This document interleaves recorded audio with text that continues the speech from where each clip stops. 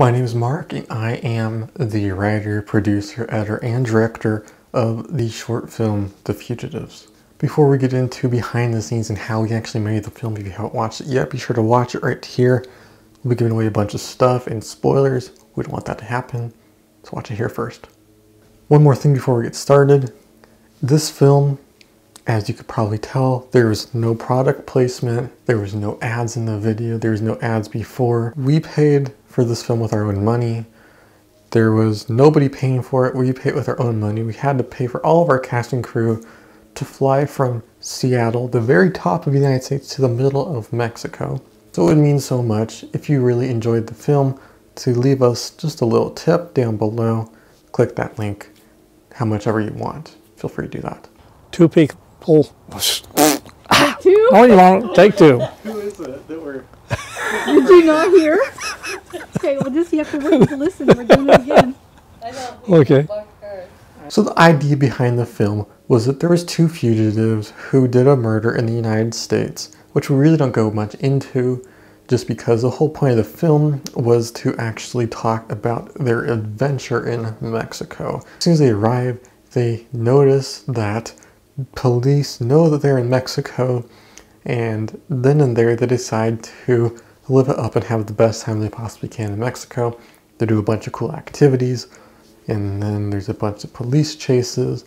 So that's the whole idea behind the film, was they're wanted, they flee to Mexico, but then authorities know that they're in Mexico, so then they just decide to have a good time while they're there. For location, we filmed the majority of this in Mazatlan, Mexico. This is right in the middle of Mexico, on the west coast of it. It's a really nice town. I've been going there for 10 years.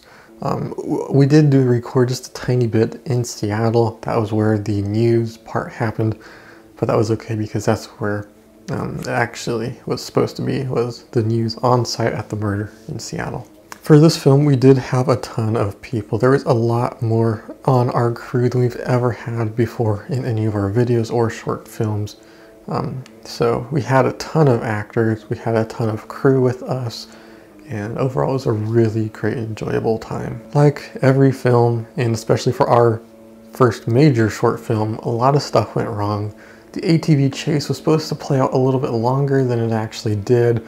We went to the mountains, the Sierra Madre Mountains, and we were supposedly going to do an ATV police chase where the fugitives were on their ATVs, and they're supposedly being chased by police. It was supposed to be like a big, huge shoot and everything. This one, we actually did get the ATVs, but the path that they had laid out for us was awful. There was tons of rocks and everything. It was impossible to shoot there. So, unfortunately, we didn't get much footage at all from there. It was just too rocky, too rough, and super hard to drive. And it would have been cool, but for the amount of team that we had that we actually hauled up to the mountains, there wasn't enough crew with us in order to properly get a good enough police chase shot. We're also going to get horses, but the guy that was supposed to bring the horses never showed up.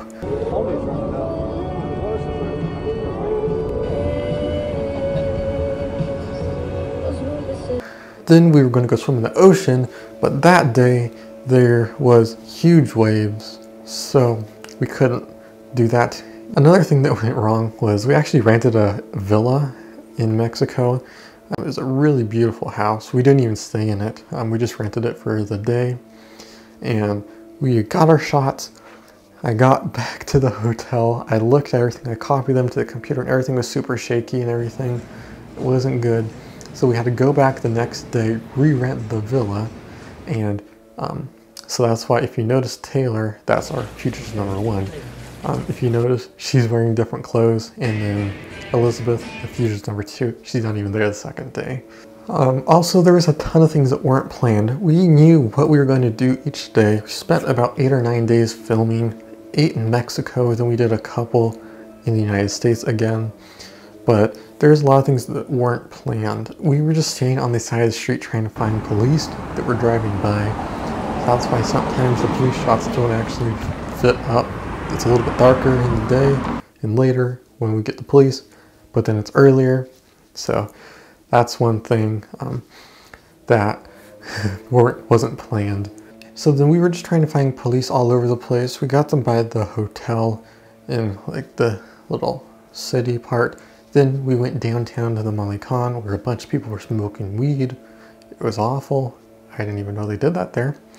And then that's when we got the really cool shot. That was probably one of my favorite ones with the police, is that they were going by and then Taylor was able to duck away. And it looked like she was actually hiding from the police. I think that was really awesome. And then in Mexico, when it gets dark, it gets really dark.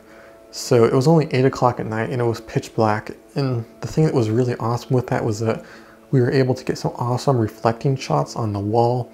So the police were driving by, and then on that wall, you could see all the lights bouncing off. It looked awesome. That's how we ended the movie, was with the lights bouncing on the wall.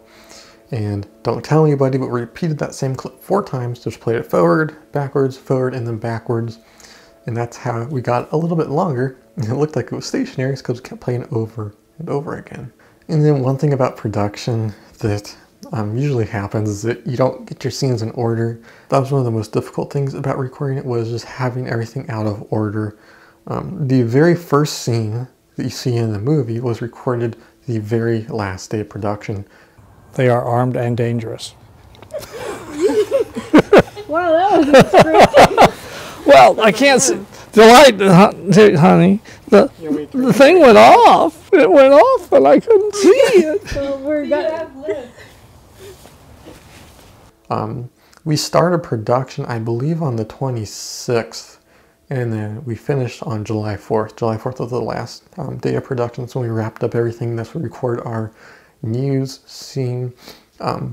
We got a really awesome guy for the news part. He's super funny, and he messed up a lot of the time with the clips. Are thought to have. But we got a couple of good ones. And then again, when we got home, all of his audio peaked. So there wasn't a lot of good takes. So I only had 2 good ones. So I just picked the best one with the best audio. So that's how we did that. Today we learned more. Let me restart, because I'm not in a dignified position here to do this. I think the hardest part of the film was trying to get everything to seem believable enough. We seemed like we were running around doing a bunch of stuff, just trying to get shots for no reason. I felt like if stuff was a little more planned and we had more time to sit down and actually go over what we were going to do with the whole crew, I think we would have got a better result in the end. But this was our first major short film. I feel like it went pretty well for a first one, and knowing these things, we can definitely improve them on the future. But thank you guys so much for watching, all your support of the short film. We had a blast making it. The whole crew was really awesome. It was one of the best times I've ever had in Mexico, and especially making a video. I really look forward to making future short films. It's really awesome. And if you guys enjoyed the film, please feel free to leave this video a like, short film a like, and also hit that subscribe button for many more short films. If you guys have any ideas on films, feel free to leave them in the comment section below. We might even make a short film for you. Thank you guys so much for watching. As always, this is Mark with 30 Frames Productions, and I'll see you in the next one.